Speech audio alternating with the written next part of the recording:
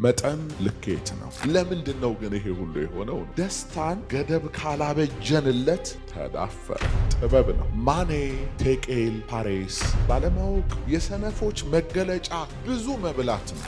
ማን አባቱ ይነካኛል? አይምሯቸው ዜሮ የሆነባቸው ሴቶች አሉ። ህመም ነው አንዳንዱ ነገር፣ ጤንነት እንዳይመስላችሁ። በቀን 3 ጊዜ ብሉ ያለን ማለት ያለ ጤና ረጅም እድሜ ሰው ቢኖር ምን ዋጋ አለው? በስብሶ ሞተ። ቤት ውስጥ ስትገባ ስራ አስኪያጅ አይደለህም። ኮምፒውተርን ዝጋ። በስልክ ቢዚ የሆናችሁ ሰዎች በመጠን ኑሩ እያለ ነው ቴሌ። በመጠን ኑሩ። ድግምት አይደለም ጸሎት። ምንድነው የሚያሰቃይ? የዚህ ዓለም ሌባ የዛኛው የመንፈሳዊ ዓለም ሌባ ጥላ ነው። እና ምንድነው መልእክቱ ነው? እኔ አንድ ጥያቄ እስኪ ልጠይቃችሁ።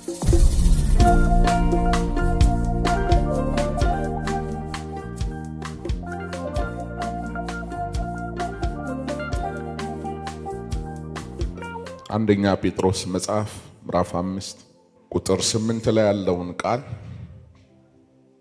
እናነባለን እስከ 11። በመጠን ኑሩ፣ ንቁም፣ ባለጋራችሁ ዲያብሎስ የሚውጠውን ፈልጎ እንደሚያገሳ አንበሳ ይዞራልና። በዓለም ያሉት ወንድሞቻችሁ ያን መከራ በሙሉ እንዲቀበሉ እያወቃችሁ በእምነት ጸንታችሁ ተቃወሙት። በክርስቶስ ኢየሱስ ወደ ዘላለም ክብሩ የጠራችሁ የጸጋ ሁሉ አምላክ ለጥቂት ጊዜ መከራን ከተቀበላችሁ በኋላ ራሱ ፍጹማን ያደርጋችኋል፣ ያጸናችሁማል፣ ያበረታችሁማል። ለእርሱ ክብርና ኃይል እስከ ዘላለም ድረስ ይሁን። ጌታ ይመስገን። ጌታችን ለኛ ያለው መልእክት የሚያስተላልፍልን ሐሳብ በመጠን ኑሩ የሚል ነው። በመጠን ኑሩ። ዛሬ ስለ መጠን ነው የምንነጋገረው። መጠን ልኬት ነው። መጠን ራስን የመቆጣጠር ጥበብ ነው። በፍጥረት ዓለም የሕይወት ስርዓት ውስጥ ሁሉም ነገር መጠን አለው።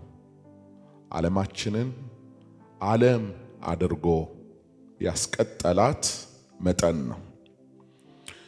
ብርሃናት በልካቸውና በመጠናቸው፣ ነፋሳትም በልካቸውና በመጠናቸው፣ ዝናማትም በልካቸውና በመጠናቸው ሲሆኑ ሕይወት ናቸው። በከባቢያችን ላይ ያለው ኃይል ሁሉ በመጠኑና በልኩ ከሆነ ለሕይወት መልካም ነው። እንደዚሁ ሁሉ በእኛም በሰው ልጆች ሕይወት ውስጥ በመጠን የተለካውና የተሰፈረው ነገር ሁሉ መልካም ሲሆን፣ መጠን የሌለው ነገር ደግሞ ጥፋትን ያስከትላል፣ ደግሞም አደገኛ ነው። ለምሳሌ በስነ ምግብ ስርዓታችን ውስጥ ሁላችሁ ታውቃላችሁ፣ ጨውና ቅቤ በመጠኑ ከተጠቀምናቸው ሕይወት የሚሆኑትን ያህል ከበዙ ደግሞ ለጤናችን ጎጂ መሆናቸውን ሁላችንም የምናውቀው ሐቅ ነው። ውሃ በመጠን መጠጣት ለጤና ጠቃሚ ሲሆን፣ መጠኑን ያለፈ እንደሆነ ደግሞ እንዲሁ ጉዳት ያስከትላል።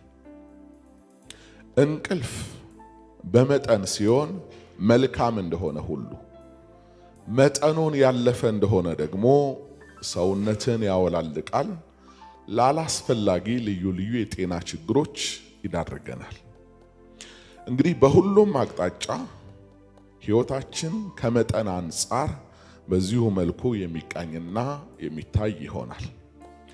መጠን ልኬት ነው። መጠን ራስን የመቆጣጠር ብቃት ነው። መጠን የሕይወት ጥበብ ነው። ታላቁ መጽሐፍ ቅዱስ ከፀሐይ በታች ስለምንኖረው የሕይወት ስርዓትም ሆነ ስለ መንፈሳዊ አኗኗራችን መጠንና ልኬት በሚገባ ይነግረናል፣ ያስተምረናል። ጥቂት ምሳሌዎችን እናያለን። 2 ምሳሌዎችን። አንደኛው ከፀሐይ በታች ባለው የሕይወት ዘመናችን ወይንም በምድር አኗኗር መጠን ምን ያህል በሰው ልጆች ሕይወት ውስጥ ትልቅ ተጽዕኖና ድርሻ እንዳለው የምናይበት ሲሆን በመጀመሪያው ምሳሌ መጠን ያለፉ ሰዎች ምድራዊ ሕይወታቸውን መቆጣጠር አቅቷቸው እንዴት ለጥፋትና ለውድቀት ራሳቸውን እንደዳረጉ የምንመለከትበት ክፍል ነው። አንድ አራት ምሳሌዎችን እናያለን። የመጀመሪያው ምሳሌ በትንቢተ ዳንኤል መጽሐፍ ምዕራፍ 5 ከቁጥር 1 ጀምሮ ተጽፎ የምናገኘው ታሪክ ነው።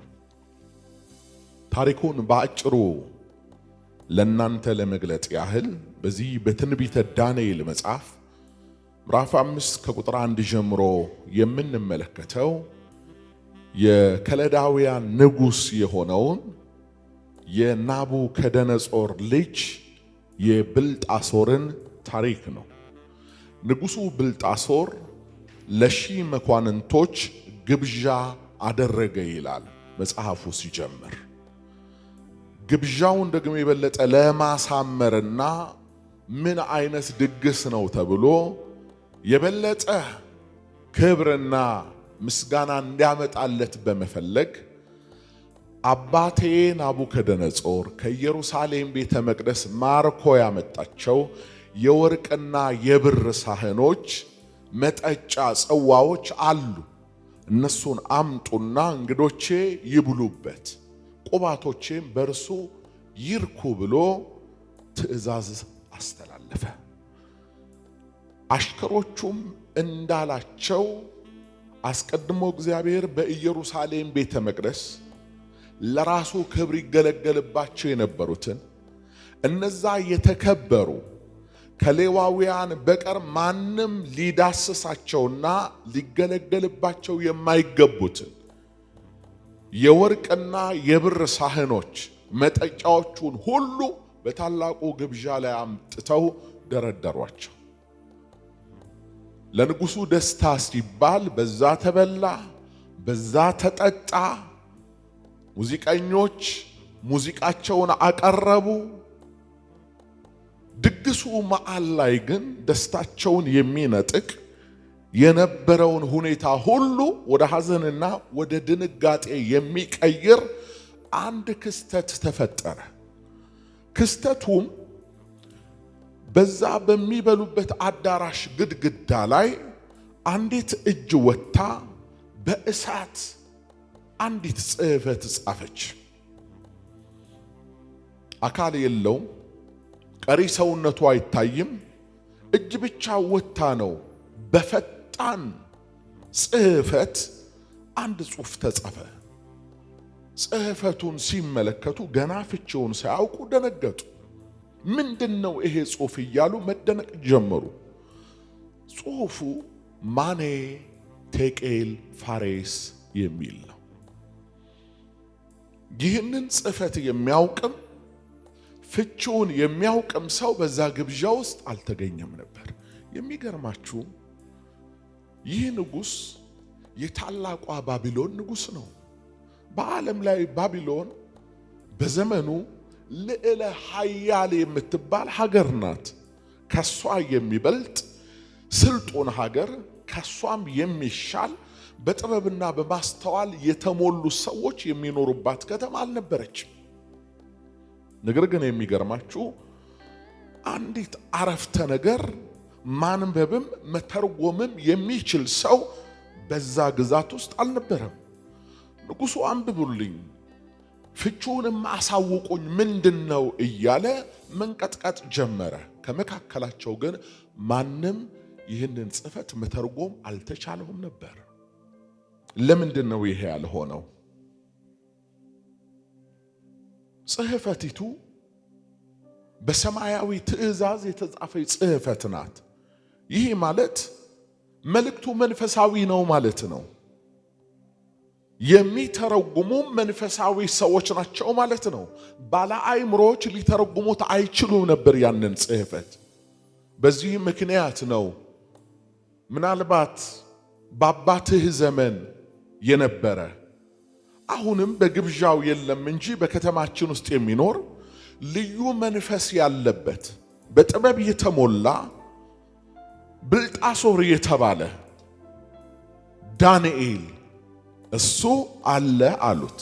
ስሙ ዳንኤል ነው። ነገር ግን ወደ ባቢሎን ከገባ በኋላ ነው ንጉሡ ናቡከደነጾር ስሙን ቀይሮ ብልጣሶር ያለው እና እሱ በዚህ አለ አለው። እሱን አስጠሩልኝና ይምጣ። ሕዝብ ሁሉ ከዛ ፕሮቶኮሉ፣ ከዛ ከፍታው፣ ከዛ የደስታ ዓለሙ ወጥቶ እንደ ቅጠል ጠረጴዛ ስር ወድቆ ይንቀጠቀጣል። የንጉሡ መታጠቂያ ተፈታ፣ ጅማቱ ተፈታ ይላል። ላበላብ ሆነዋል። ጽሕፈት ብቻም አይደለም፣ እሳት ነው ወጥቶ የሚጽፈው። አንድ ትክክል ያልሆነ ነገር እንደተፈጠረ ገብቷቸዋል። ዳንኤል ሲመጣ ሁሉም ይንቀጠቀጣል። ንጉሡ 1000 ዓመት ንገስ፣ ምንድነው ችግሩ አላቸው። ይህን ጽሕፈት አንብብልኝ ፍታልኝ አለው። ዳንኤል አየው። ትርጉሙ በጣም ከባድና የሚያስጨንቅ ነው። ግን እነግርሃለሁ አለው። እነግርሃለሁ፣ ነገር ግን ይሄ ጽሕፈት በምን ምክንያት እንደተጻፈ ማወቅ ግድ ስለሆነ እሱን እነግርሃለሁ አለው። በምን ምክንያት እንደተጻፈብህ የፍቹም ትርጉም ባንተ ላይ በምን ምክንያት እንደተገለጸ አለው። እሺ ንገረኝ አለው። እግዚአብሔር አባትህ ናቡከደነጾርን በምድር ነገስታት ሁሉ ላይ አከበረው፣ የነገስታትም ንጉሥ አደረገው፣ ሁሉም በእጁ አሳልፎ ሰጠው። እሱም ወደ ኢየሩሳሌም ዘመተ። በይሁዳ የነበረውን ታላቁን እግዚአብሔርን ቤተ መቅደስ አፍርሶ በውስጡ የነበሩትን የከበሩ ነዋያት እነዚህን ሀብቶች ሁሉ ከእስራኤል ጎልማሶች ጋር ማርኮ አምጥቶ በግምጃ ቤት አስቀመጠው። እነዚህ ነዋያት ለእግዚአብሔር ብቻ የተለዩ ናቸው። ወዳጆቼ እግዚአብሔር ብቻ የሚባል ነገር እንዳለ ታውቃላችሁ? ስንቶቻችሁ ይሄን ታውቃላችሁ? ከሰዎችም መካከል ለእግዚአብሔር ብቻ የተለዩ ሰዎች፣ ከነዋያትም መካከል ለእግዚአብሔር ብቻ የተለዩ ነዋያት፣ ለእግዚአብሔር ብቻ የሚባል ነገር አለ እና እሱ አምጥቶ በግምጃ ቤት አስቀምጦት ነበር። አንተ በማወቅም ይሁን ባለማወቅ ምናልባትም በድፍረትም ቢሆን ያንተን ቁባቶች ደስ ለማሰኘት መኳንንቶችህን ለማስጨብጨብ በማሰብ ተመልከቱ። ይሄ ሰው ታላቅ ንጉሥ ነው። የራሱ የወርቅ ሳህኖች፣ የራሱ የብር ሳህኖች አሉት። ነገር ግን ከመጠን አለፈ፣ ለከታጣ። ይሄ ምኞቱ ገደብ አጣና በእግዚአብሔር ሳህን ደግሞ በእግዚአብሔር ጽዋ ደግሞ ሌዋውያን እግዚአብሔርን በሚያገለግሉበት ደግሞ አለ። ይሄ ማለት ተወዳጆች እግዚአብሔር እንደ ሰው በሳህን ላይ ከምድር የሚበቅል እንጀራ ይበላል፣ ከምድር የሚበቅል የወይን ጠጅ በጽዋው ይጠጣል ማለት አይደለም። በቀደመው ዘመን በመገናኛው ድንኳንም ቢሆን በታላቁ ቤተ መቅደስም ቢሆን በእግዚአብሔር ፊት የሚቀመጡ ሳህኖች ነበሩ። በእግዚአብሔር ፊት የሚቀመጡ መጠጫዎች ነበሩ ለመንፈሳዊ አገልግሎት። አንዳንዶቹ የገጹ ህብስት የሚቀመጥባቸው ናቸው። አንዳንዶቹ የወይን ጭማቂ የሚቀመጥባቸው ናቸው። ስለዚህ እሱ እግዚአብሔር ማን ነው በሚል በትዕቢት አምጡና በሱ እንጠቀም አለ እና አባትህን እግዚአብሔር በአንድ ዘመን ሳር እንዳስጋጠው ረስተ ከእግዚአብሔር ውጪ አምላክ ከእግዚአብሔር ውጪ ታላቅ መሆን የሚገባው ከፍጥረት ወገን ማንም እንደሌለ እንዲያውቅ ሳር አስበልቶታል። በአንድ ወቅት ደግሞ አባቱ አይምሮውን ትንሽ ዞር አርጎት ከዙፋኑ ተነስቶ ምድረ በዳ ገብቶ ሳር በልቷል እንደ አህያ። ከ7 ዓመት በኋላ ነው ትንሽ አይምሮ ተመልሶለት ክብርን ሁሉ ጠቅልሎ ለሰማይ አምላክ በሰጠ ጊዜ እንደገና የመለሰው ማለት ነው። ባለማወቅ ትውልድ የቀደሙ ወላጆቹን ታሪክ ይደግማል፣ በመልካምም ሆነ በመጥፎ። አንተም ደገም ካለው ነካህ አለው። ስለዚህ ይህ ጽሑፍ ተጽፎብሃል፣ ጽሕፈቲቱን አነብልሃለሁ። ማኔ ቴቄል ፋሬስ። የጽሕፈቱ ትርጉም ምንድን ነው? ማኔ ማለት እግዚአብሔር መንግሥትን ቆጠረው ፈጸመው ማለት ነው። ቴቄል ማለት በሚዛን ተመዘንክ ቀለህም ተገኘህ ማለት ነው። ፋሬስ ማለት መንግሥትህ ለሁለት ተከፈለ፣ ለፋርስና ለሜዶን ሰዎች ተሰጠ ማለት ነው አለ። ልብ በሉ፣ ሌላ ሁሉ ምንም አልመሰለው። የመንግስቱ መከፈል ግን ልቡን በፍላጻ እንደተወጋ ሰው አመመው። ጎልማሳ በሚስቱ ንጉሥ በመንግስቱ ሲመጡበት አይችልም እንደሚባለው ተብረከረከ። ዘመን ተፈጸመ አለው።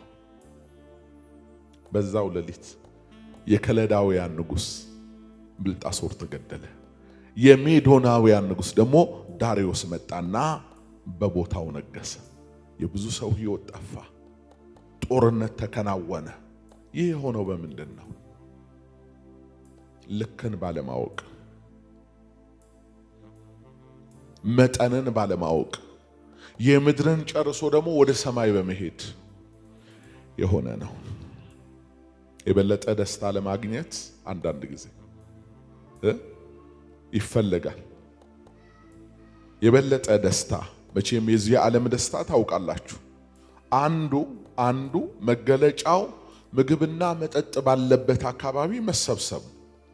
ዛሬ ደስታችንን እስኪ እንካፈለው ከፍ እናድርገው ይባልና ድግሱ፣ የሚዘጋጀው ምግብ፣ የሚዘጋጀው መጠጥ፣ የተጋበዙትን እንግዳ የበለጠ ለማስደነቅ ሲፈለግ አላስፈላጊ መስዋዕትነት ይከፈላል።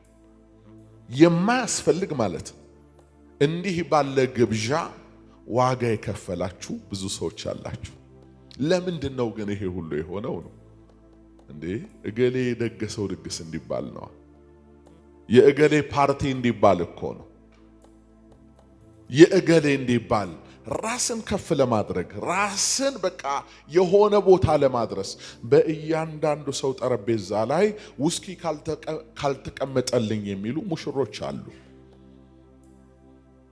በዚህ አልጓዝም በዚህ ነው የምጓዘው የሚሉ አሉ። ይሄን ነው ምለብሰው ይሄንን ነው ማደርገው የሚሉ አሉ። ወዳጆቼ ደስታን ገደብ ካላበጀንለት ያጠፋናል። በደስታ አይምሯቸውን ስተው የጠፉ ሰዎች እንዳሉ ብነግራችሁስ ባለማችን በደስታ በልተው ጠጥተው ከዛ በኋላ ደግሞ ተሽከርካሪ ይዘው ወጥተው ገደል ገብተው ደስታችንን በልክ እንድናደርገው እየጣፈጠ ሲቆም ጥሩ ነው። እየጣፈጠ በቃ ጠራጊ ሆነን ከመውጣታችን በፊት ለሕይወት ያልነው ነገር የሞት ድግስ ይዞ ከመምጣቱ በፊት በመጠን እዛ ነው መጽሐፍ ቅዱስ እናንተ ግን በምን ኑሩ? በመጠን ኑሩ። ሁለተኛው ምሳሌ በአንደኛ ሳሙኤል መጽሐፍ ምዕራፍ 25 ቁጥር 3 ላይ ያለው ታሪክ ነው። በአንደኛ ሳሙኤል ምዕራፍ 25 ላይ ያለው ታሪክ የማን ታሪክ ነው? የናባልና የአቢግያ። ናባል ማለት እንደ ስሙ ትርጓሜውም ያው ነው፣ ሰነፍ ሰው ማለት ነው። አቢግያ ግን መጽሐፍ እንደሚል ታላቅ አእምሮ የነበራት ሴት ናት እና በአንድ ወቅት ነቢዩ ሳሙኤል ከሞተ በኋላ እስራኤልም ተሰብስበው ከቀበሩት በኋላ የእግዚአብሔር ሰው ዳዊት የእግዚአብሔር ቀን እስኪመጣ ድረስ ከሳኦል ሸሽቶ በየዋሻው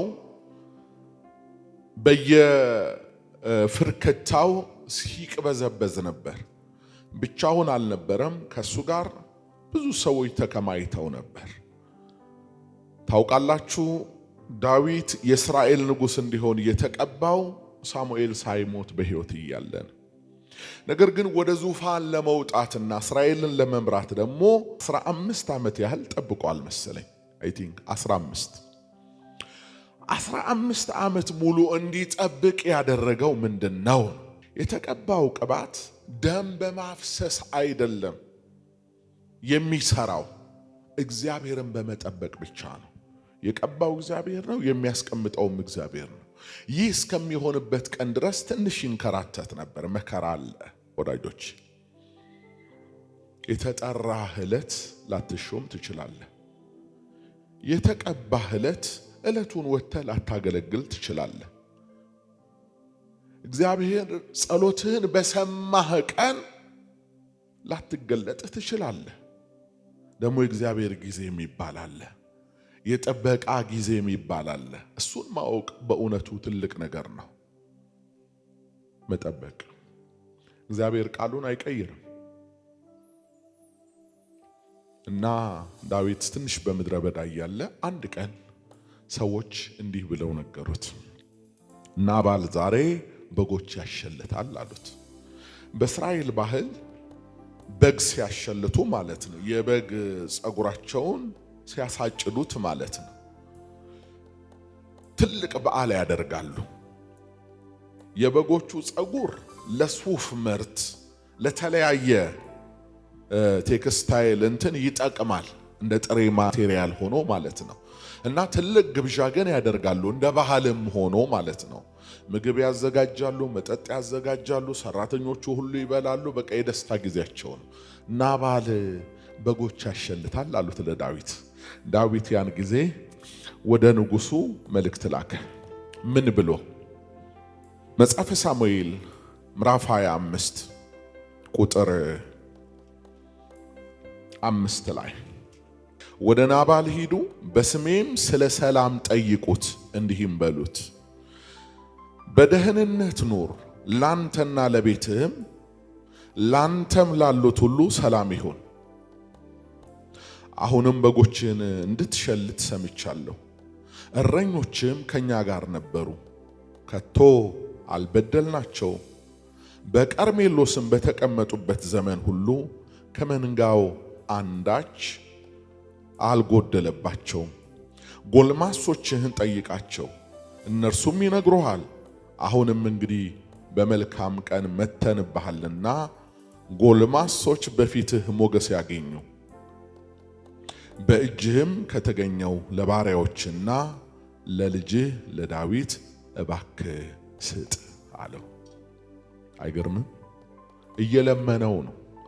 ምን አይነት በጥበብ የተሞላ መልእክት እንደሚያስተላልፍ ሰይፍ የታጠቀ ሰው ነው። ልብ በሉ። ከጥቂት ወራት በፊት ጎልያድ የሚባለውን የጦር ሰው በጠጠር መጥቶ የጣለና በገዛ ሰይፉ አንገቱን ቆርጦ ለእስራኤል ያሳየ ሰው ነው። በልጅነቱም አንበሳውን በጡጫ ድቡን በእርግጫ ሲገድል የኖረ ሰው ነው። ሰልፈኛ ነው። አሁን ግን የሰላም ቃል እየተናገረ ነው። ወዳጆቼ ሰዎች በለሰለሰ ቃል ተናገሩ ማለት ደካማ ናቸው ማለት አይደለም። እንደው በጣም ኃይለኛና ብርቱ የሆኑ ሰዎች የመጀመሪያ መገለጫቸው ሰላማዊ ቃል ነው።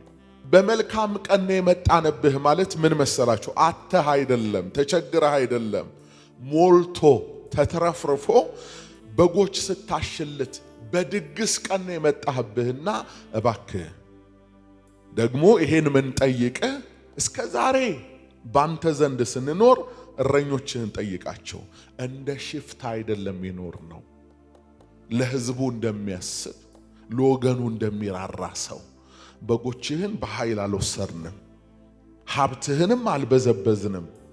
ያ እንደ ውለታ ይቆጠርና ዛሬ ራራልን እያለው እና የዳዊት መልእክተኞች መጥተው ለናባል ነገሩት፣ ለሰነፉ ሰው። ቁጥር 10 ላይ ተመልከቱ። ናባልም ለዳዊት ባሪያዎች እንዲህ አለ፣ ዳዊት ማን ነው? የእሴይስ ልጅ ማን ነው? እያንዳንዳቸው ከጌቶቻቸው የኮበለሉ ባሪያዎች ዛሬ ብዙዎች ናቸው።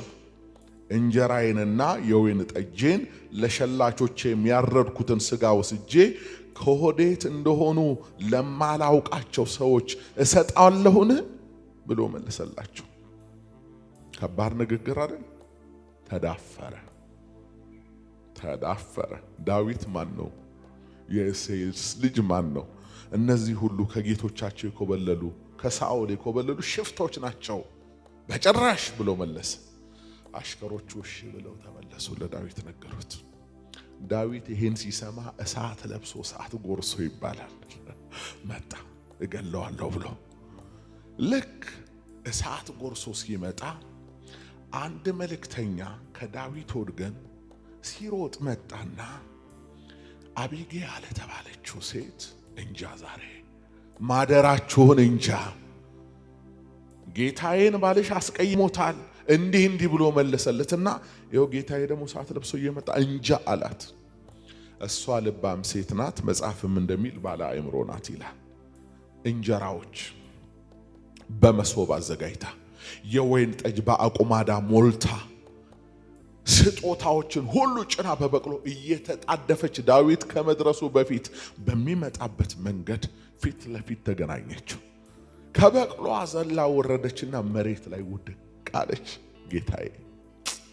ጌታዬ አንተ ባለ ታሪክ፣ አንተ ባለ ዝና፣ እግዚአብሔር ለነገ የቀጠረ በእስራኤል ዙፋን ላይ ሊያስቀምጥ ያጨ ሰው ባሌ ደግሞ ሰነፍ የሚናገረውን ማያውቅ እሱን ሰው ብለህ አረተው እስራኤልን እንደምትመራ አውቃለሁ አለ። እስራኤልን በመራህ ቀን ግን ዲያሪ ላይ ወይንም ይሄ ዜና መዋልህ ላይ ባንተ መዝገብ ላይ አንድ ሰው ገሏል ዝም ብሎ ተብሎ ታሪክ እንዳይበላሽብህ እባክህ ሰይፍህን ወደ ሰገባ መልስ፣ ቁጣ ትከልከል ብላ ለመነችው። እንዴት ባሉ ቃላት የዳዊትን ልብ እንዳቀለጠችው። አንደኛ ሴቲቱ ቆንጆ ናት ያልኩትን አይደለም፣ መጽሐፍ መልኳም ያማረ ነው ይላል። ቆንጆ ሆነው ደግሞ አይምሯቸው ዜሮ የሆነባቸው ሴቶች አሉ። እውነት ከዚህ መልክ ነው ያ ሐሳብ የወጣው ምትሏቸው።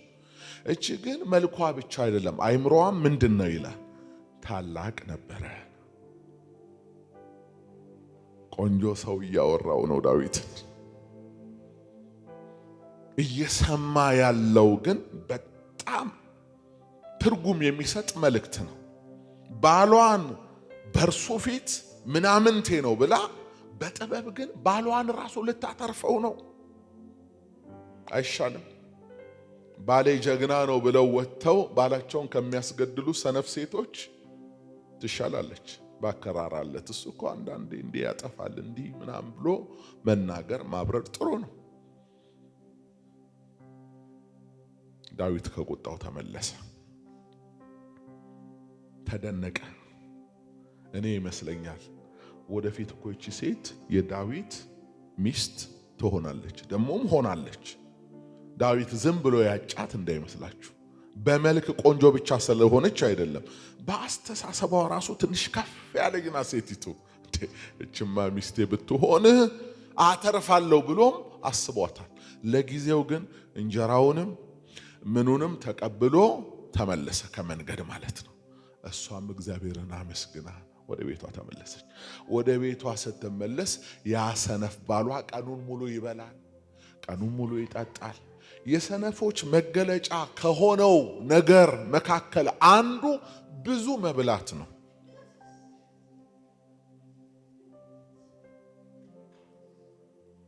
በቃ አንዳንዱ ጥርሱ እስኪግል ድረስ ብሎ መብላት።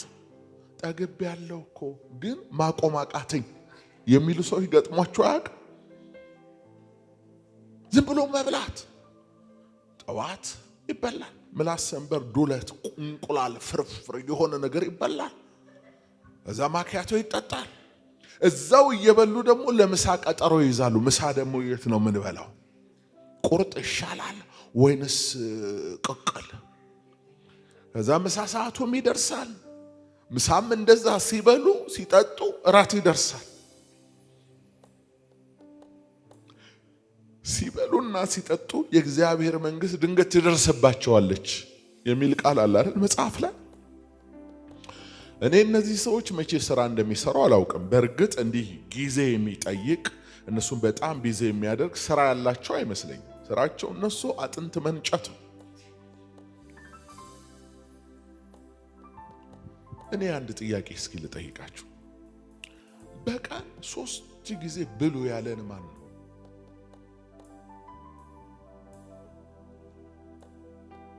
ሳይንስ ስሙን አታጥፋይ። ሳይንስ ማን ነው ግን ያለ? ብቻ ሳናውቀው የሆነ ነገር ተዋህዶ ነው። ካራበ እኮ ግድ አይደለም 6 ሰዓት ላይ ግድ አይደለም። ዘለል አድርገው ወደ 9ም ወደ 10ም ሊሄድ ይችላል። ማታ ካራበ መተኛት ይቻላል እኮ። አራበኝም ግን እራቴን ስጪኝ እና ተሸክመ ከምትሳፈር አርጋውም ከሚረግብ ጭነት በስቶበት የራስ አይደለም ወይ ቤት አይደለም ወይ ጠዋት ትበላለህ። ከራበህም ለሊት ተነስተህ እኮ መብላት መብትህ ነው። ግን የገባብን ዕውቀት 3 መብላት፣ ጠዋት ተነስተን እንበላለን፣ ከዛ ቀን እንበላለን፣ ማታ እንበላለን፣ በመሃል ደግሞ ይበላል። የቁርስና የምሳም መክሰስ የሚባል አለ፣ የምሳና የራት የሚባል አለ። በነገራችን ላይ ብዙ መብላት በራሱ እንዳናስብ ይከለክለናል። አይምሮ ይኸውልህ ጨጓራ እሱን ይፈጭ። እሱን በመፍጨት ተግባር ይሄ ሴሎቻችን ኦርጋኖቻችን ሁሉ ዘመቻ ሲያደርጉ አይምሮ ያን ምግብ ለመፍጨት ኦርጋኖቻችንም ውስጥ ያለው ማንኛውም አካል ስራውን እንዲያከናውን በትኩረት እንዲሰራ ሁሉም ወደ አንድ አቅጣጫ ነው የሚዘምቱት። ወዴት? ወደ ሆድ። ሆድ ውስጥ የሆነ ማይፈጭ ድንጋይ የመሰለ ምግብ ገብቷል። ስለዚህ ድክም ነው የሚልክ፣ እንዲህ ይዝላል፣ እንቅልፍ ይልሃል። ገና እየበሉ ግራ አይናቸው የሚያንቀላፋባቸው ሰዎች አሉ። ምን መስሎሃል? ጥጋብ ነው እና ጥጋብን ለብቻ መጋረጃ ይዘጋል ማለት ነው። እና ማኘክ እስኪያቅተን ድረስ እንደዚህ መሰቃየት የለብንም። በቃ በመጠን ብሉ፣ በመጠን ኑሩ ይላል። እና ናባል ሲበላ ቆየና ምን ይላል? የዳዊትም ሰይፍ ሳያርፍበት ሌላም አደጋ ሳይገጥመው በጥጋብ ልቡ ፈንድቶ ሞተ ይላል መጽሐፍ ቅዱስ። ልቡ ፈንድቶ ሞተ። ስጋ አንቋቸው የሞቱ ብዙ ሰዎች አሉ። በምግብ ራሳቸውን ያጠፉ ደግሞ ብዙ ሰዎች አሉ። ለጤና ራሱ በመጠን ሲሆን ነው እንጂ ሁሉ ነገር ከመጠን ካለፈ ትክክል አይሆንም። ብፌ ስለሞላ አይጫን። ከዚህ ጀምሮ ትችለዋለህ። 30-40 ጫፉን እኮ በመነጽር አትደርስበትም። ከዚህ ጀምሮ አንተ ዝለል እንጂ አንዳንዱን ዝለለው ማያስፈልገው እና እንዲህ ጭኖ እየተንገዳገደ መሬቱን ማን ያይልሃል እንዲህ ያልክ ምናምን ማለት ነው። እና እንደሱ ትክክል አይደለም። በቃ በመጠን ካነሰስ ተመልሶ ሄዶ ማንሳት እኮ ይቻላል። ስለዚህ ናባል እንደ ስሙ ሰነፍ ሰው ነው። መገለጫው ምንድነው? ሀብት አለው፣ ንብረት አለው። ሀብት ንብረቱን የሚያስተዳድረው ግን በአይምሮ ሳይሆን በሆዱ ነው። አንዳንድ ጊዜ ይሄን ሀብት እንዴት አገኘው የምትሉት ሰነፍ ሰው አለ።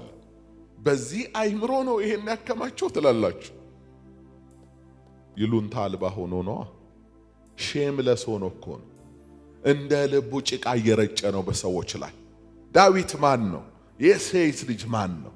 እነዚህ ሁሉ ሽፍቶች ወንበዴዎች አይደሉም እያለ እንደ ናባል የሚናገሩ ባለጸጎች አሉ። በቃ እነሱ ስራቸው መብላት መጠጣት ብቻ፣ ለደሃ መራራት የማይችሉ ለሌላው መቁረስ የማይችሉ ናቸው። እነዚህ የገዛ ሀብታቸው መጥፊያቸው ይሆናል ማለት ነው። ሶስተኛ ምሳሌ የሐዋርያት ሥራ ምዕራፍ 12 ቁጥር 21። ይሄ ምሳሌ ደግሞ የሄሮድስ ምሳሌ ነው። ሄሮድስ የትኛው ሄሮድስ ነው? ብዙ ሄሮድሶች አሉ። ጌታን ያሳደደው አይደለም የኛው ሄሮድስ፣ ሌላ ነው። በዚህም እጅ ላይ ግፍ አለ፣ በደል አለ። ያዕቆብን ለአይሁድ ደስታ ሲል የሰዋው ነው። ጴጥሮስንም ወይኔ የጣለው ነው። ይሄ ሰው አንድ ቀን ለሕዝቡ ሁሉ የሚሆን ታላቅ ንግግር አደረገ ይላል ሄሮድስ። ታላቅ ንግግር ሲያደርግ ንግግሩ በጣም ጎልቶ የሚሰማና አካባቢውን ሁሉ የሚያናውጥ ፈረንጆች ዴክላሜሽን ቶክ የሚሉት ማለት ነው። በጣም ኃይል ያለው የድምፁ ግርማ ሞገስ፣ የመልእክቱ ኃይል ከነ ግርማ መንግስቱ በህዝቡ ፊት በሆነ ጊዜ ህዝቡ ያጨበጨበ ይሄ ድምፅ የሰው አይደለም የማን ነው? የእግዚአብሔር ነው አለ። ሰውየው አልተከላከለም። ይሄን አዎ የእግዚአብሔር ድምፅ ነው በሚል መልኩ ተስማማ። አልተከላከለም። እነሱ በከንቱ ውዳሴ ሊጥሉትም ሊሆን ይችላል፣ ወይም ደግሞ አሸርጋጅ ነው። አብዛኛው ህዝብ ለክብረ መንግስት እንደዛ ያደርጋል። ና የእግዚአብሔር ድምፅ ነው፣ የእግዚአብሔር ነው፣ እግዚአብሔር ነው የተናገረን፣ እግዚአብሔር ነው ማለት ጀምሮ ፈገግ አለ፣ ራሱን ነቀነቀ። የሚገርማችሁ እቺ ቅጽበታዊ ደስታው ሳታልቅ ትል ከሰውነቱ ውስጥ መውጣት ጀመረ። በትል ተበልቶ በስብሶ ሞተ። ወዳጆቼ ከትቢያ የሚያነሳ በስልጣን ላይ የሚያስቀምጥ እግዚአብሔር ነው። የሚሾም የሚሽር እግዚአብሔር ነው። የሚያከብር ባለዝና የሚያደርግ እግዚአብሔር ነው። እውነት ነው። ሰው በልቡ በቃኝ አይልም። በቃኝ አይልም። ዕውቀት ብትሰጡት ገንዘብ ይፈልጋል። ገንዘብም ዕውቀትም ብትሰጡት ደግሞ ስልጣን ይፈልጋል። ገንዘብም ዕውቀትም ስልጣንም ቢኖረው ደግሞ ዝና ይፈልጋል። ዝናው ደግሞ በሀገሩ ብቻ ከሆነ ደግሞ ትንሽ መውጣት ይፈልጋል፣ ወደ ሀገርም ወደ ዓለምም እንዲወጣ። የዓለም የመጨረሻው ቁጥር 1 ሰንጠረዥ ላይ ቢቀመጥ የዝና ረሃብ፣ የጭብጨባ ረሃብ ያለበት ሰው አይጠግብም። ለምንድን ነው? ለከት የለም፣ ገደብ የለም፣ መጠን የለም ለፍላጎታችን እንጂ ባለንበት እኮ ባለንበት ያለን ነገር በቂ ነው። በሱ እንድንደሰት ነው የሚፈልገው። ቀበሌ ውስጥ ዝና ያለው ሰው በቂ ነው፣ በቃ በዛ ይርካ። ከፍ ሲል ደግሞ የሆነ ቦታ ያለን በዛ በቂ ነው። ግን የበለጠ ደግሞ ይህን ያህል ተከታይ አለኝ፣ የተከታዮች ቁጥር ደግሞ እንዲጨምር፣ ከዛ እነዚህ እንደዚህ እንዲሆን። ምንድነው ግን የተከታይ ቁጥር በበዛ መጠን ምንድነው ምንፈልገው? ምንፈልገውን ግን እናውቀዋለን። ገንዘብ ነው። አንዳንዶች ገንዘብን ማታው አይደለም። እሺ በሰው መታወቅ የመጨረሻ ጠቅሞ ምንድነው? ይህንንም በውል መረዳት ያስፈልጋል። እሺ ብዙ ጭብጨባ፣ ብዙ እልልታ ምንድነው የሚያስናፍቀን? እውነት ነው በምስጋና እንድንኖር ተደርገን ተፈጥረንም ስለሆነ ሊሆን ይችላል። እሱን ግን በመጠን ውዳሴን መቀበል፣ ምስጋናን መቀበል መጥፎ ነው እያልኳችሁ አይደለም። እየተኮረኮማችሁም ኑሩ የሚል መልእክት አይደለም። መልእክቴ ግን በልካችን ይሁን ነው። ስንቀበል በልካችን። ይሄ ይገባኛል፣ አዎ ይገባኛል። የማይገባንስ ከሆነ ለባለቤቱ መመለስ ነው። የእግዚአብሔር ምስጋና ነው ለሰውየው ሊሰጡ የፈለጉት። ሰውየው ደግሞ አይገባኝም አላለም። ራሱን ነቀነቀ በመስማማት እና መትላት ጀመረ። ሰውየው ትሉ ኬት ነው የመጣው? የድሮ ነገስታት የሐር ካባ ይለብሳሉ። የሐር ሮ ማቴሪያሉ ከምንድን ነው የሚመጣው? ፈትሉ ከሐር ትል ነው። ከሐር ትል ነው።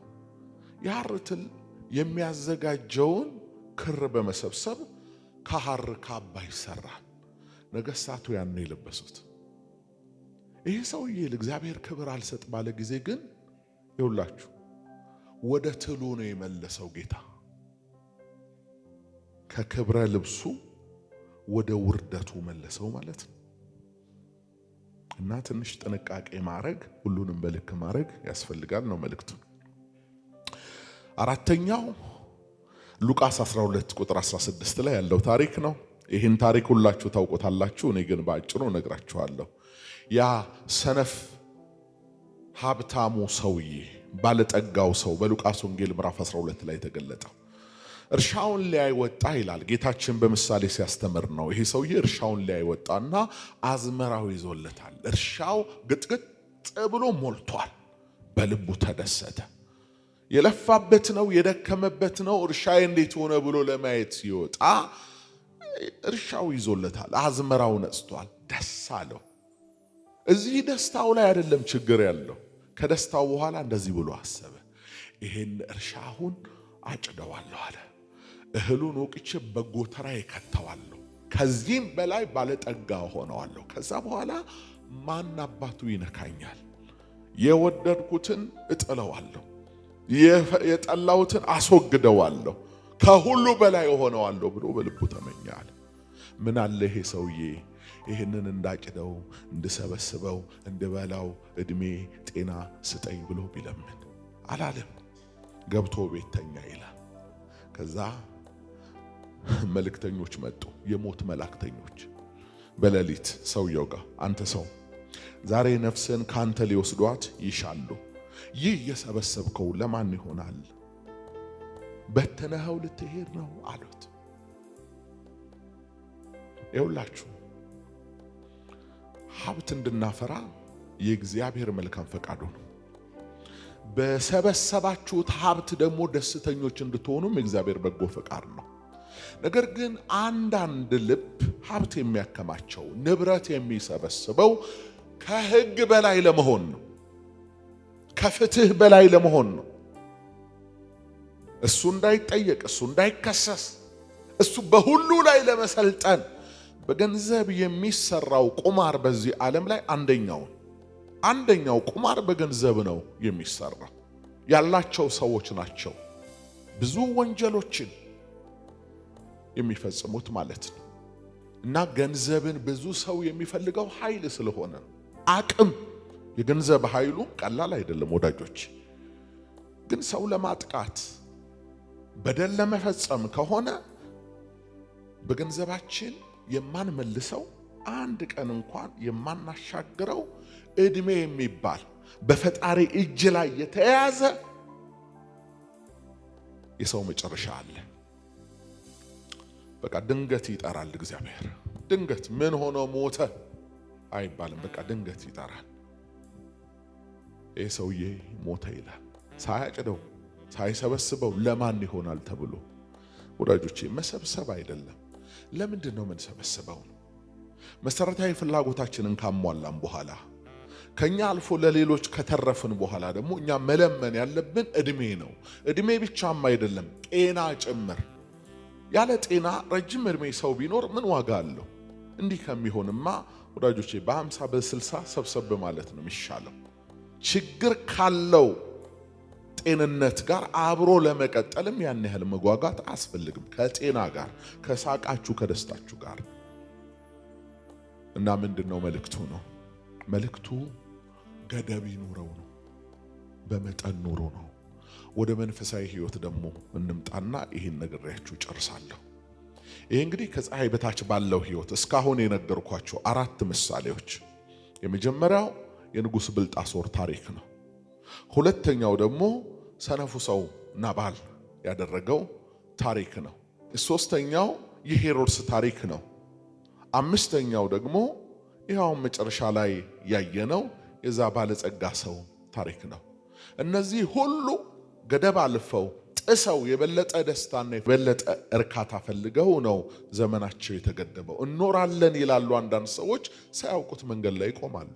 እንደ ሮጥክ እንደለፋ ያን እንደሰበሰብከው ከዚህኛው ጋር እንደተጣላ ከዛ ጋር እንደተጨቃጨክ እዚህ አክሲዮን እንደገባ እዚህ ዕቁብ እንደጣልክ እዚህ ደግሞ የሆነ ነገር እንዳዳርክ እዚህ 10 ድስት ጥደ ለማን ነው የምትለፋው? መቼ ነው የምትሰክነው? መቼ ነው ባለ እረፍት የምትሆነው ከሰላም ጋር? መቼ ነው እንደ ሰው አውደ ዓመቶችን በቤትህ ከቤተሰብህ ጋር የምታሳልፈው? አንዳንድ ሰው አለ ይገርማቸዋል፣ ካላንደር የሚዘጋበት ቀን ወይ የበዓል ቀን ከሆነ በጣም ጭንቅ የሚለው ሰው እንዳለ ታውቃላችሁ። አንዷ ቀን ረዝማበት ግማሽ ቀን ቤት ከዋለ በኋላ ስራ ደግሞ ይሄዳል፣ በግሉ ማለት ነው። ይኸውላችሁ ህመም ነው አንዳንዱ ነገር፣ ጤንነት እንዳይመስላችሁ። ለምንድነው አይምሯቸው እረፍት አልባ ስለሆነ አንዳንድ ሰዎች ይሄ በቃ መሰብሰብ ማገድ ያቃታቸውን አይምሮ ስራ ላይ በማዋል ነው ትንሽ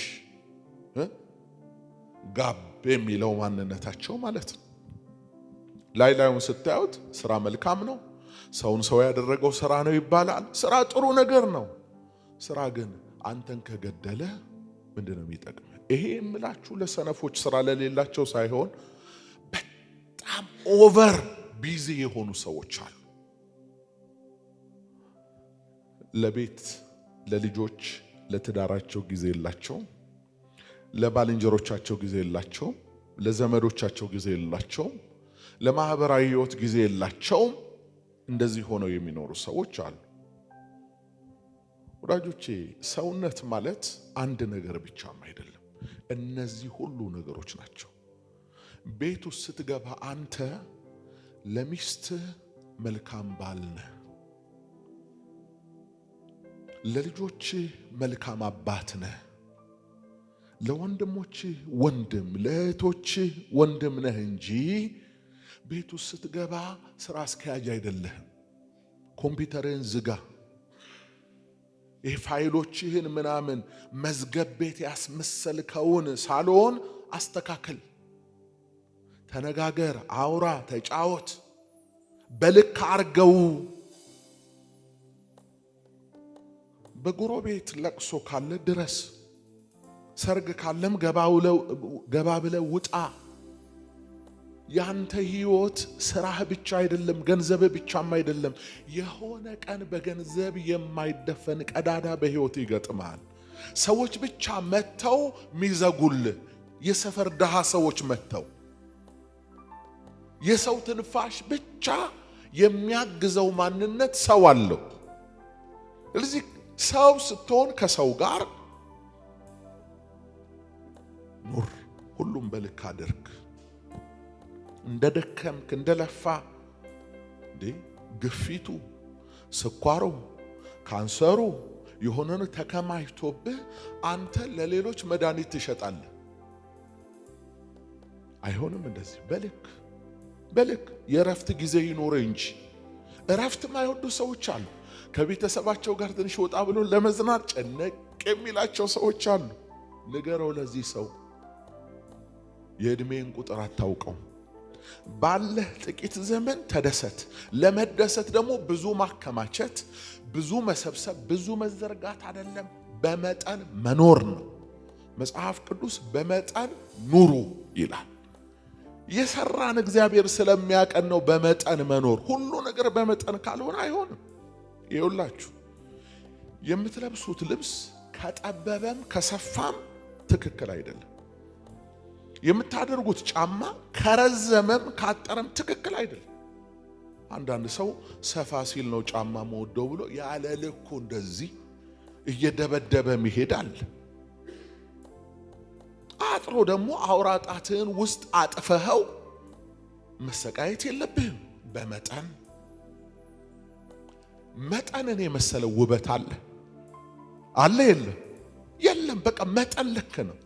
ውሎ እንኳን ከሚመስሉህ ጋር ነው መዋል ያለብህ።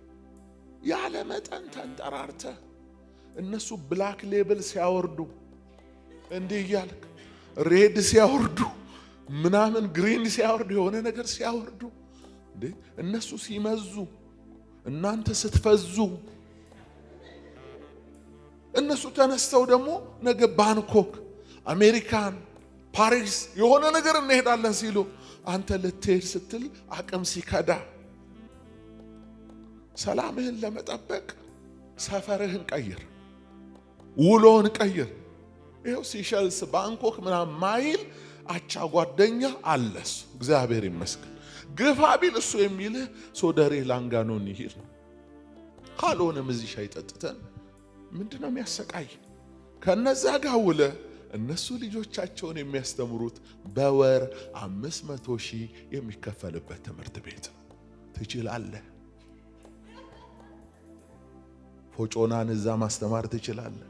ባለ ቁንጮን ልጅህን እዛ ማስተማር ትችላለህ? መለካካት ይሆናል። ልትሰቃይ፣ ስነ ልቦና እንዲጎዳ፣ እነሱ ሌላ ነገር እያደረጉ ባንተ ላይ የሆነ ነገር እንዲፈጠር ነው። ሰው እንደ ቤቱ እንጂ እንደ ጎረቤቱ አይኖርም። ስለዚህ ጤናህን ጠብቀ፣ ሚዛንህን ጠብቀ፣ በአቅምህ ተንቀሳቀስ። ገነትህ እሱ ነው። ወደ ሰላማችን እንመለስ። ከመጠን በላይ ዝና፣ ከመጠን በላይ ታዋቂነት፣ ከመጠን በላይ በጌታ በኢየሱስ ለአንድ ሰው የሆነ ነገር ወድቆለታል። ከጓደኞቼ ያነስኩ፣ አብረውኝ ከተማሩት ከሰፈር ልጆች፣ ከአጎት ከአክስት ልጆች ምን አገባ? ምን አገባሽ? የራስህን ኑሮ ኑር። ሁሉ በገዛ ኑሮ ላይ ያተኩር ይላል ሐዋርያው። ተወዳጆች በመንፈሳዊ ሕይወት ዙሪያ እስኪ እናንብብ። አንደኛ ጴጥሮስ ምዕራፍ 5 ቁጥር 8 ላይ መጠንና ልክ። ማንን ለማስደሰት ብለህ ነው? አዋጡ ሲባል የሌለህን ታዋጣለህ።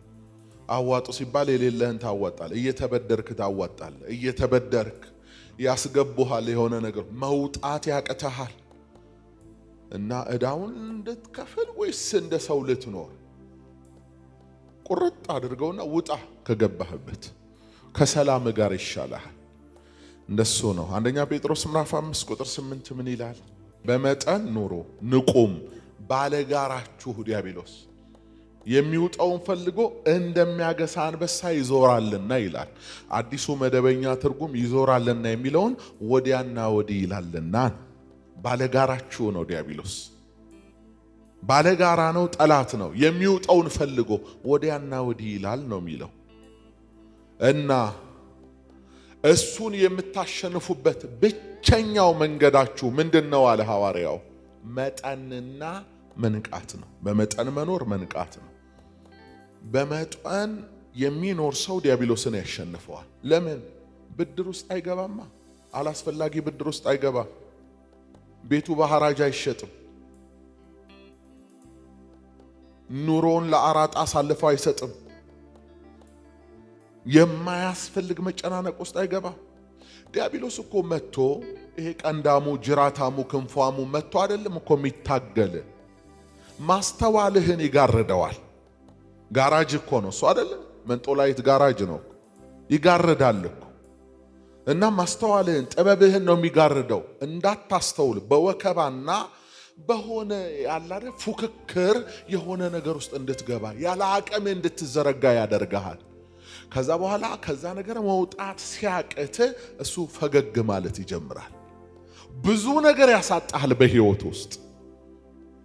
ስለዚህ በባለጋራ ላይ ማወቅ አለብህ። ንቁ አለ። መንቃት ማለት በመንፈሳዊ ህይወት ኮንሸስ መሆን አለባት። ሕያዊት ነፍስ መንቃት አለባት። አሰራሩን አልስተውም። ይሄ አካሄድ ነገ ትዳሬን ቢያፈርሰውስ? ይሄ አካሄድ መልካም ወዳጆቼን ቢያሳጣኝስ?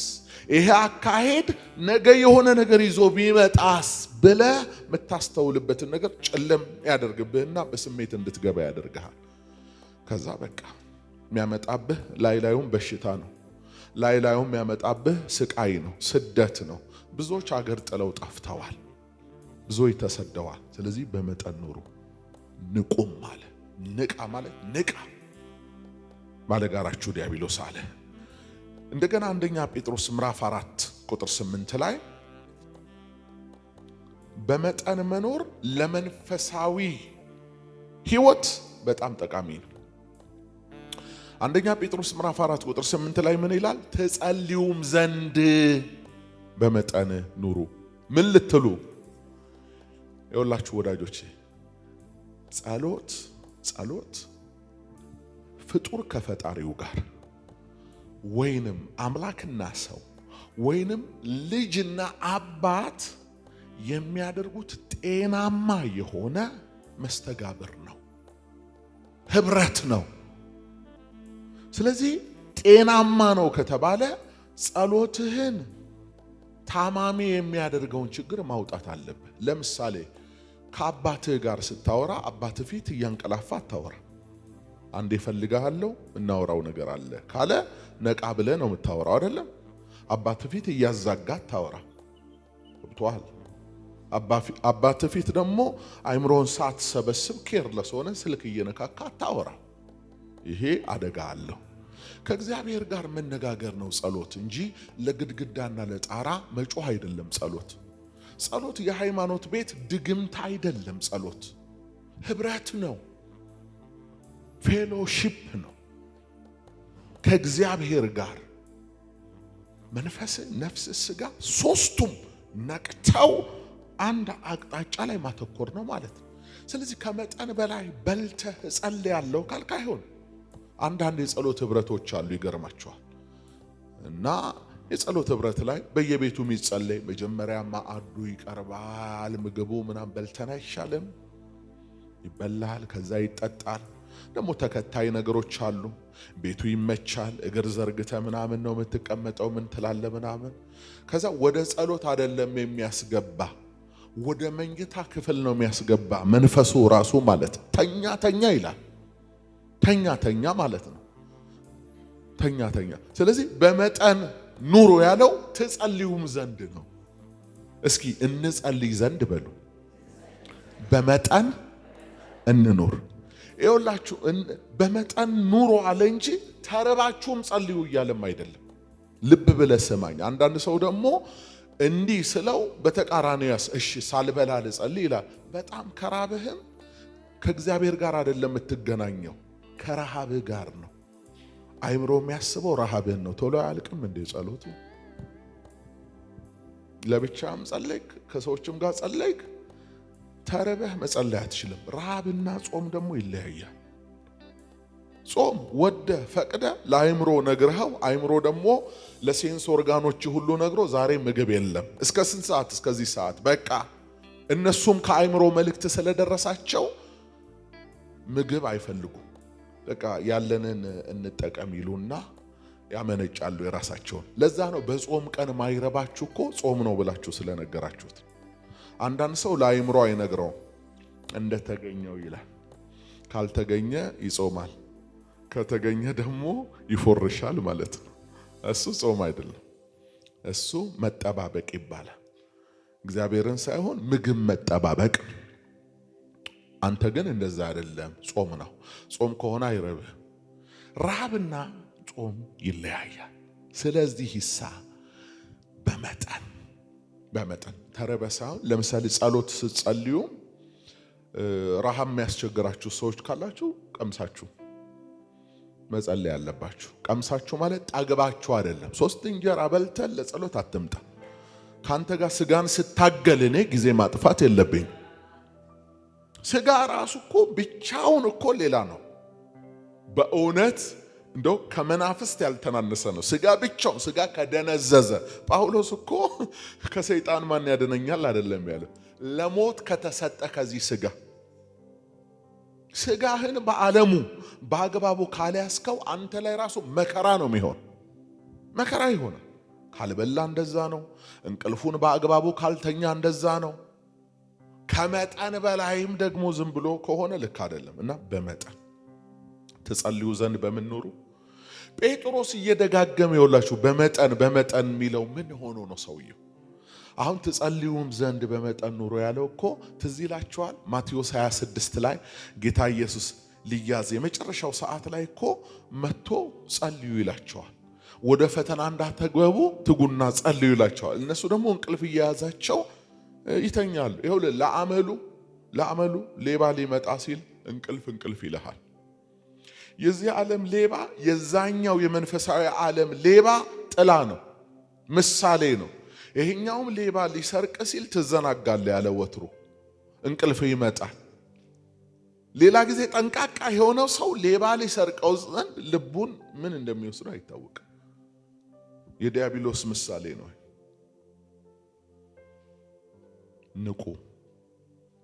ንቁ ትጸልዩ ዘንድ በመጠን ምን በሉ ኑሩ፣ በመጠን ኑሩ ትጸልዩ ዘንድ። ይሄን በሌላ ምሳሌ ልንገራችሁ።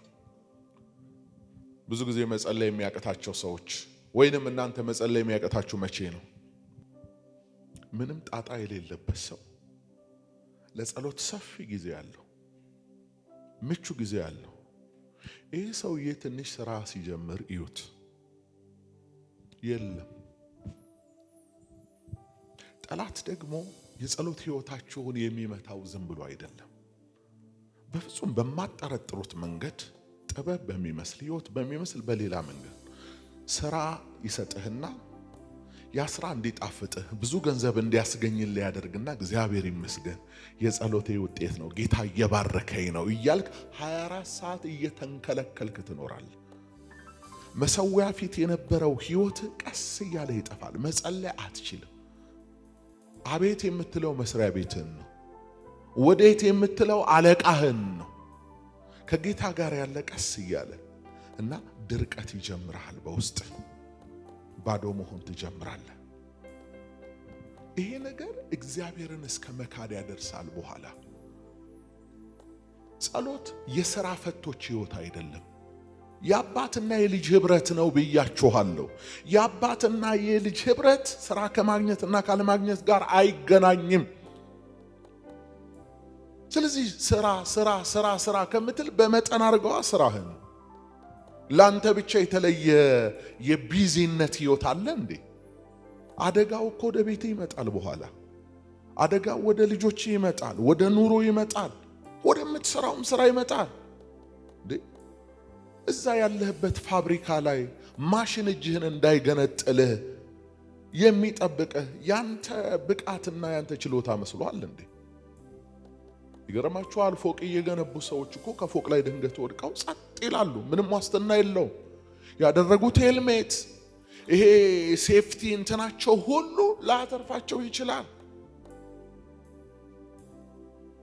መጸለይ አለብን። ስለዚህ ተጸልዩም ዘንድ ቢዚ የሚያደርጋችሁን ነገር ተውና በመጠን ኑሩ። ግንኙነት ደግሞ የሚያበዛ ሰው ስልኩ 24 ሰዓት እንደጋለ ነው። ከዚህ ጋር ያወራል፣ ከዛ ጋር ያወራል። ዘጋ ማለት ይደወላል። እነዛም ሰዎች ያውቃሉ ይሄ ሰውዬ ብቻ ስልክ እንደሚያነሳ። ስራ የለውማ፣ ስራው ስልክ ባንሳት ነው። ወዶ ዘማች የቴሌ ሰራተኛ ነው። በፈቃድ ነው ሰርቪስ የሚሰጠው ብሎ 1 ሰዓት ከዛ ያሚድ እሺ እንደደለለለ በዚህ ሁሉ መሃል 10 ብር አልገባለትም። እነዛ ሰዎች ደግሞ ያውቃሉ ስልክ የሚደውሉ ሰው ጋር ወክ ሲያወሩ ሲሄዱ ነው። እስቲ ዝም ብዬ ስራ ፈትሶ ነው ገጥሟቸዋል። አንድ የውጭ ሀገር ሰዎች እስኪ ያልቅ አውራኝ ይላሉ። እንትኑ የሞሉት አካውንት ካቋረጥክ በቃ ይበላሉ። እስኪ ያልቅ ብለውኝ እኔ 15 ዓመት አልፎኛል። የውጭ ስልክ ማነሳው ራሱ በመጠን ነው። ማቃቸውን ሰዎች ነው። ፕራይቬት ስለተባለ አትንከውከው። አቋርጦ ቆሮጦም ይወጣል። ፕራይቬት ምን ልትሆን? ጀት እኮ አይደለም፣ ፕራይቬት ጀት እኮ አይደለም፣ ስልክ ነው፣ የውጭ ሀገር ነው። አረ በጌታ ይሄ ለእግዚአብሔር ልጆች አይመጣም። የተስተካከለ ህይወት ከወዳጆቻችሁ ጋር አውሩ። 1 ሰዓት አይደለም 1 ቀን ሁሉ አምነህ ነው የምታወራ። ካላፊ አግዳሚው ጋር አይሆን። መች ልትጸልይ ነው? መች ልታነብ ነው? መች ሌላውን ስራ ልትሰራ ነው? በመጠን ኑሩ። አሁን አብዛኞቻችሁ በስራ ቢዚ የሆኑትን ተናግሬያለሁ። በስልክ ቢዚ የሆናችሁ ሰዎች በመጠን ኑሩ እያለ ነው ቴሌ። በመጠን ኑሩ። እሺ ለሁሉ ግን መጠን በጀት እንደው እንትን ልክ ጥሩ ነው አይደል? ተገቢ ነው አይደል? ወዳጆች ሳቅም ጫወታም መጠን ለከት ሲኖረው ጥሩ አይደል? አንዳንድ እስኪ እንሳቅ ብለው ጎረምሶች ይሰበሰባሉ። እንጫወት ይጀምራል ለመሳቅ። እየቆየ ሲመጣ ቀንድ እየሆነ ጫወታው ወደ አላስፈላጊ ነገር እየሄደ በጫወታ የተጀመረው በጠብ በጩኸት በለቅሶ በድብድብ ይበተናል። ስለዚህ ሁሉንም በልክ ከባልንጀራ ጋር ያለ ግንኙነት በልክ ወደ ወዳጆችህ ቤት ከወዳጆችህ ጋር ያለው ግንኙነት ወዳጄ ነው ወዳጄ ናት እያልክ ደግሞ ሁሉ ጊዜ ወደ እነሱ ቤት እግርህን አታጣድፍ። ሰለሞን ምንድነው የሚለው? እንዳትሰለች ወደ ወዳጅ ቤት እግር አታብዛ ይላል። አትሂድ አላለም፣ እግር አታብዛ ነው ያለው። ተናፍቀሽ ይሻልሃል፣ ተናፍቀሽ ይሻልሻል። ያንቺ ውሻነት ያንቺ ሰው ወዳድነት ለነሱ አይታያቸው። እዛ ክብር የማይኖረው ሰው ትሆኛለሽ ማለት ነው። ያኔ መጨረሻ በእድሜሽ መጨረሻ ተነቂና ቀኔ አመዳፋይሽ ነኝ ሰው የለኝም ብለሽ ሁሉንም ድርግም አድርገሽ ዘግተሽ ብቻሽን ትቀመጫለሽ። ያ እንዳይሆን ጨርሰህም እንዳትርቅ ጨርሰህም እንዳትቀርም በመጠን እስኪ በመጠን በል በመጠን ብሉ ጠጡ ተጫወቱ፣ ግን በመጠን ከሰዎች ጋር በሰላም ኑሩ፣ ግን በመጠን መንፈሳዊ ህይወታችሁ እንዳይጎዳባችሁ ማህበራዊ ህይወታችሁን ስራችሁን ምናምን ነገራችሁን በመጠን ቁርጥ አድርገ በመጠን በቃ በመጠን ሲሆን ሁሉ መልካም። ልመጠን ይበቃኛል።